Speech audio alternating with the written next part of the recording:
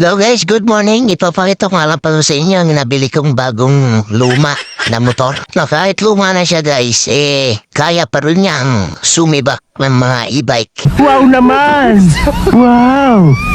Wow! At dahil luma na nga siya guys, ando na talaga yung inaasahan mong halos lahat ng issue ay nasa kanya na. At dahil sa sobrang mura nito guys, wala kang aasahan na gagamitin mo na lang ito. Ang nagustuhan ko nga lang dito sa motor na to guys, kumpleto pa yung halos kanya. Wala pang mga basag. At ayon nga sa mga kwento ng mga nakagamit na nito guys, talagang ibang klase daw talaga ito nung kapanahonan niya. Bukod nga sa sumisibak siya mga naka-e-bike guys, lapitin siya ng mga chicks. Kinilig din po ako ng slight kasi po nakita ko siya sa harap ko. O diba nakakita niya na guys? Kinilig siya dahil nakita niya to.